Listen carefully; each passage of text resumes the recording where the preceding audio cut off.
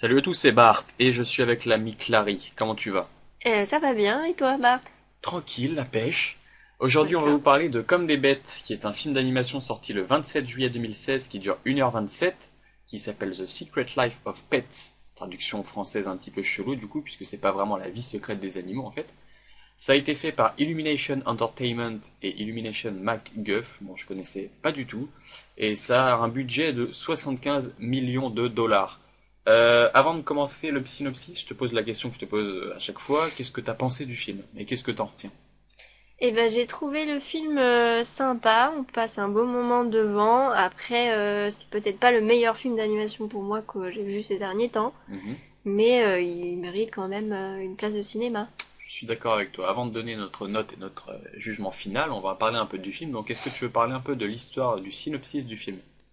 Donc, c'est un petit chien qui s'appelle Max, qui est un Jack Russell Terrier, voilà, qui vit avec sa maîtresse depuis de nombreuses années. Bref, ils sont très attachés l'un à l'autre. Et il y a tout d'un coup un gros chien qui débarque du jour au lendemain, qui vient de la fourrière, je crois.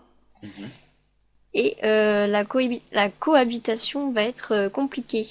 Ils doivent mettre leurs différents de côté justement, jusqu'à ce qu'ils découvrent qu'un adorable lapin blanc prépare une armée d'animaux de compagnie abandonnés, en fait. Là, ils doivent justement s'associer tous les deux pour faire face à ce lapin tyran qui est complètement barré. Je sais pas ce que t'en as pensé. Moi, c'est mon meilleur perso du film d'ailleurs. Oui, et puis ils se sont retrouvés là-dedans parce que justement ils se disputaient entre eux et ils se sont finalement perdus. Donc ils se sont retrouvés à la fourrière et ils se sont retrouvés avec ce lapin. Donc, l'idée de départ du film est venue à Chris Meledandri, qui est le créateur et le fondateur des studios Illumination. Et il a trouvé l'idée en observant ses propres animaux de compagnie, en fait. Je cite, en fait, pour le film, je me suis servi de tous les animaux de compagnie de ma famille. J'ai vécu avec un chat, des chiens et un oiseau, et je me suis aperçu qu'ils constituent un capital affectif énorme. Dès qu'on rentre à la maison, leur joie à notre simple vue nous inciterait presque à nous demander s'ils n'ont pas fait de grosses bêtises pendant notre absence, et s'ils n'exagèrent pas un peu pour nous donner le change. Et c'est une question que tout le monde s'est posée un jour. Dès lors, j'ai commencé à les observer sous cet angle, que j'imagine cette vie, ou qu'elle soit réelle, ne fait aucune différence. L'important, c'est sa richesse. Qu'est-ce qu'ils peuvent bien fabriquer quand nous avons le dos tourné questionne le producteur. Alors, on va parler peut-être un peu des personnages, t'en as pensé quoi? Bah, les premiers personnages qui me reviennent, c'est forcément le petit chien, le perso principal qui Max, s'appelle Max. Jack Russell Terrier. Voilà. Après, le deuxième, j'avais du mal à retenir son prénom, C'est mais c'est Duke. Duke. Hmm, Donc c'est Duke, mais ça se prononce Duke comme s'il y avait un J. Voilà, merci. pour ceux qui ont aussi du mal. Et il y a le petite chatte aussi, enfin la grosse plutôt chatte qui Mhm. s'appelle Chloé. Aucun commentaire. Et aussi le petit chien blanc, alors je sais pas non plus sa race. C'est une chienne esquimau américain. Voilà, une chienne esquimau américain Très qui mignonne s'appelle d'ailleurs. Didget, je crois. Ah, si tu le dis, moi je me rappelle plus de son nom. Si Mais je donc le... elle est doublée par Dorothée Pousseau, qui est la voix off de Disney Channel et qui a aussi doublé les voix de Mary-Kate et Ashley pour ceux qui connaissent. C'est aussi la voix de Harley Quinn dans Suicide Squad, Ça un c'est film. la voix française ou la voix anglaise. Oui, Dorothée Pousseau, c'est non, c'est la voix française. D'accord. Il y a aussi Florence Foresti qui double une chatte du nom de Chloé, c'est celle dont tu as parlé, c'est l'espèce de Mhm. gros matou qui a bouffé tout ce qu'il y avait dans son frigo, quoi. À un moment, il y a une scène comme ça où elle bouffe tous les gâteaux, etc. Même elle s'étale par terre. C'est assez Ouais. sympa. Ça c'est pas dans le frigo, c'est quand elle quand elle fait un enchaînement de grosses Non, non, je te chutes. parlais d'une scène aussi avec un frigo, où elle ouvre le frigo et Ah elle bouffe plein oui, de trucs. non, c'est au début du film où elle, On en elle reparlera regarde. Ouais. après de la scène dont tu parles. Voilà, pour reparler du Duc, donc le deuxième, on peut dire le deuxième personnage principal, puisque c'est l'acolyte de Max en fait. Mhm. Moi, j'ai peut-être eu un peu de mal avec certains de ses agissements vis-à-vis de Max au début, parce qu'il est très fourbe, en fait, il s'impose Ouais. vraiment, il dort dans son lit, il va bouffer ses croquettes, vraiment, c'est le chien sans gêne, tu vois.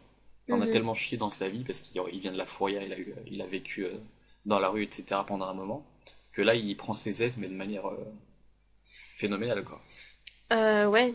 Moi, c'est ce que j'ai compris, c'est avec l'avancée du film, quand il nous explique la vie de Duke Donc avant, il avait un maître qui s'est perdu et que d'un coup, il s'est fait choper par la fourrière et qu'il a vécu l'enfer là-bas. Mm.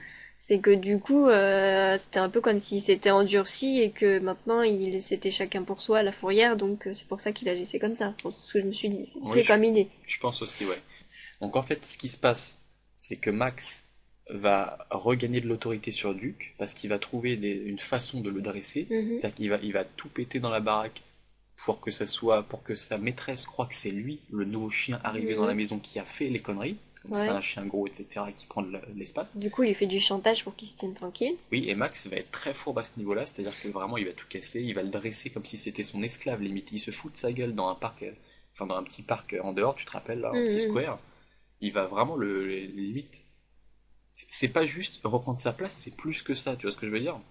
Et moi j'ai peut-être eu un peu de mal avec ça, parce qu'il est fourbe, mais même peut-être un peu trop mesquin, et je trouve que ça nous aidait pas à s'attacher davantage à lui, alors que pour un personnage principal, je trouve ça super important.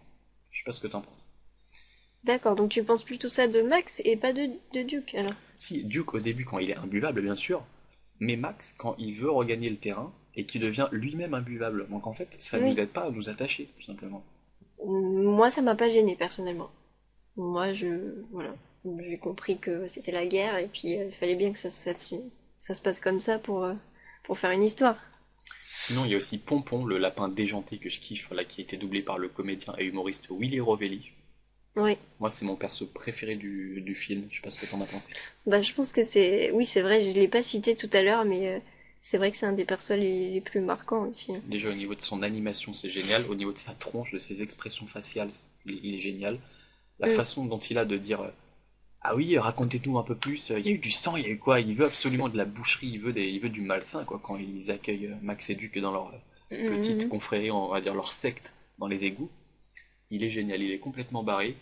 Et d'ailleurs, j'ai bien aimé la fin du film. On va pas raconter ce qui se passe, mais j'ai bien aimé ce qui lui arrive. Voilà, parce que c'était peut-être un petit peu obvious, mais c'est bien trop. Franchement, c'est le bon choix, je pense qu'il y avait à faire. mm. Oui, oui, C'était c'est ça qu'il fallait marrant et faire. c'est mignon. On va parler un petit peu des scènes marquantes avant de finir la critique. Alors, est-ce qu'il y a des scènes qui t'ont marqué, toi, sans forcément regarder mes notes? Euh, Bah, il y a la scène enfin, quand Duke arrive dans la maison avec Max, Mhm. où voilà, il prend son coussin, il prend ses croquettes, ensuite Max se venge et il casse tout, voilà. Mhm, bah, il va essayer de trouver une solution pour retourner la situation à son avantage. Mhm. Après, il y a les scènes dans les égouts aussi. Ils arrivent Mhm. dans les égouts et ils doivent en fait combattre un gros serpent. Ça c'est marquant En aussi, je fait, c'est trouve. la scène quand ils arrivent au QG des animaux des égouts pour leur prouver leur valeur, entre guillemets. Ils n'ont pas l'habitude d'être méchants, et ça se voit tout de suite, ils n'ont pas l'habitude de tuer, mais ils vont devoir faire semblant de l'être et d'impressionner tous les autres animaux. Donc les autres animaux qui veulent du meurtre, du sang, des anecdotes glauques pour les Mhm. satisfaire. C'est assez sympa à ce niveau-là. Oui, parce que pour qu'ils les libèrent du camion de fourrière, en fait, ils ont dû dire que ils détestaient les humains comme Exactement. eux, Alors voilà. que pas du tout, en fait. Et sinon, ouais, il y a d'autres petites scènes du style avec la chienne blanche là devant les feux de l'amour, enfin une parodie des feux de l'amour. Là, t'as la nana à la télé qui dit j'ai un gros problème de solitude.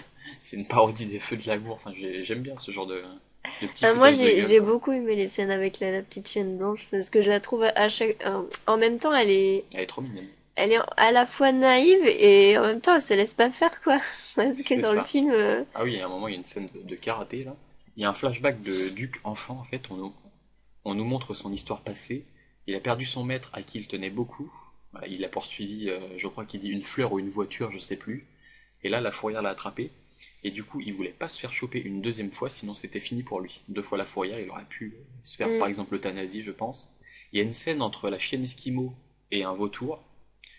Justement, il y a un contraste entre la naïveté de la chienne face à lui, avec le côté morbide du vautour, avec les cadavres d'oiseaux en dessous. Elle ne capte rien, d'ailleurs, elle est vraiment naïve. Elle arrive en mode salut, ça va c'est quoi ton problème, machin, alors qu'il y a des crânes en dessous d'elle, quoi. mhm. Elle lui fait confiance et au final, bah, elle aura eu raison, puisque il s'agissait.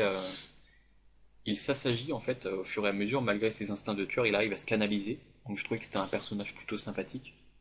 Moi, j'ai bien aimé aussi ce personnage parce que, enfin, en fait, Il dit que c'est pas de sa faute s'il est né avec des instincts de tueur et qu'il aimerait être gentil, quoi. C'est ça, donc ça nous aide entre guillemets à le pardonner un petit peu, on le comprend un peu plus.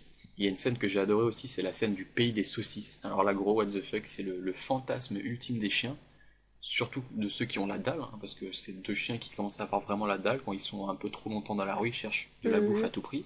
Voilà, donc des saucisses qui dansent, hein, qui chantent en tenue d'été, de vainer pour certaines, une qui se fait bouffer la tête et qui continue de danser malgré tout. Tu vois juste le bas du corps qui danse. Ils illustrent ça comme un coin de paradis, une île paradisiaque où il fait chaud, où tout le monde s'amuse. Enfin, j'ai trouvé vraiment cette scène déjà graphiquement jolie et même Mhm. marrante au niveau de l'idée, quoi. Ah oui, oui, c'est vrai, il y avait une référence à Mario Bros dans les égouts, où il y avait une carapace de tortue en fait qui en fonçant sur des animaux ou des obstacles, ça faisait le bruit de Mario Bros avec la carapace. C'est ça, gros clin d'œil que j'ai forcément apprécié, hein, en tant Ah oui, qu'amateur de jeux voilà, vidéo. il l'a repéré tout de suite, hein. On se demande ce que ça fout là, mais bon, vu qu'il y avait une tortue, ils se sont dit, allez, on va faire un peu de Mario Bros. Ah, donc à un moment, il y a une fête dans le film, et pendant la fête, juste avant d'aller dans les égouts, t'as Chloé qui se pète la gueule sur une table avec de la bouffe, justement qui va glisser sur la nappe en essayant de bouffer parce elle a trop la dalle, quoi. Et donc il y a un petit chien qui a tout filmé avec sa GoPro pendant la fête, sa GoPro qui est positionnée sur sa tête, c'est assez sympa d'ailleurs. Et à la fin du film, il y a une autre séquence dans laquelle on voit la vidéo en question en grand écran dans la rue, avec YouTube d'afficher en gros et le compteur de vues qui s'élève à plusieurs millions de vues. Voilà, pour lui, c'est vraiment la honte, quoi. Il se tape l'affiche devant Pour tous elle. les. Oui. Et donc, elle se tape l'affiche devant tout le monde, devant tous les autres animaux. J'ai trouvé ça sympa. C'est un peu le bad buzz, entre guillemets. D'ailleurs, l'enchaînement de chute est un peu abusé parce que elle s'arrête plus de chuter sur des trucs sur la table, elle se prend des gamelles dans la gueule, C'est elle se ça, c'est une prend. réaction en chaîne en fait. Ouais. Sinon, t'as une référence au Mignon à la fin du film, avec un bulldog qui porte un déguisement de Mignon, de Moi Moche et Méchant. Et en fait, Mm. c'est normal puisque ce sont les mêmes producteurs qui sont à l'origine des deux films. Donc, il s'est autorisé de faire, la Ouais. production s'est autorisée à faire ça. Et oui, forcément, une scène que j'ai adorée, moi je sais pas ce que t'en penses, c'est le combat final avec la chienne Esquimau, qui se bat seule dans toute la horde pour sauver Max, car elle tient beaucoup à lui, je pense qu'on sent qu'elle est un peu amoureuse d'ailleurs. Et elle fonce Mhm. sur la tête des animaux aux alentours, elle fonce en cercle sur eux, en mode ninja, quoi, en mode, je sais pas comment on peut dire ça, c'est du kung fu. Mhm. Et j'ai trouvé ça très sympa. Ouais, oui, c'est marrant, moi, j'aime bien toutes les scènes avec le petit chien blanc, hein. Genre elle utilise un plot pour le mettre sur la gueule du crocodile par exemple. Ça, c'est des petites idées comme ça dans le film qui sont Elle implémentées. fout des coups de poing partout à tout le monde et tout le monde est KO à la fin. C'est l'heure de la note, ma chère Clary. Combien tu mets à ce film? Je lui mets 14,5. Pourquoi? Quels sont les points négatifs qui font que tu le mets pas plus? Alors, les points négatifs, en premier, c'est que j'ai trouvé que bah, c'était sympa, mais il y avait certaines longueurs et on n'est pas tout le temps là à se marrer non plus.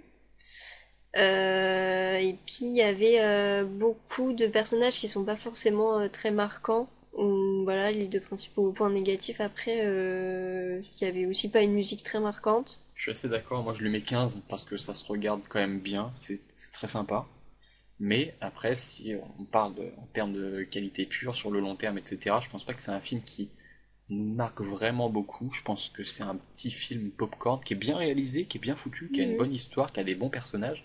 Mais ils sont bons en fait, mais sans être extraordinaire. Ça va pas plus loin que le bon en fait. Mhm. C'est ça qui est dommage, c'est des personnages sympathiques qui vont pas non plus faire date dans l'histoire du cinéma, l'histoire non plus. L'idée de base est sympa, c'est-à-dire que voilà, c'est les animaux qui font un peu ce qu'ils veulent quand les maîtres sont partis. Mais Mhm. au-delà de l'idée, après, bon, ouais, c'est sympa, mais sans plus, quoi. Déjà, le coup des animaux qui parlent, c'est du déjà vu. Ah, ça arrive dans énormément de films d'animation. Comme tu le dis, on ne rit pas tout le temps. Il y a quelques passages sympas, mais pas tout le temps. Bon, à part le passage des saucisses, machin, mais ça fait pas tout. Il y a quelques moments de flottement. La musique, comme tu l'as dit, qui est pas très marquante. Il n'y a pas de thème qui reste en tête. Encore une fois, c'est l'éternel problème dont on parle à chaque fois. C'est sympathique, ça se regarde bien. Voilà, pour moi, ça mérite 15. Peut-être que je suis un peu généreux, mais on a bien kiffé comme ce film. Ouais. Mais bon, ça vaut pas plus, honnêtement. Ça vaut Ouais, pas tout plus. à l'heure tu parlais de Zootopie, c'est vrai que Zootopie c'est plutôt au-dessus, Ah enfin non, pour oui, question animaux qui parlent et tout ça. c'est largement au-dessus, à tous les domaines, mais on en reparlera plus tard, on fera la critique, vous inquiétez pas. Merci de m'avoir accompagné dans cette critique, Pas de quoi. et on vous dit à la prochaine. À la prochaine.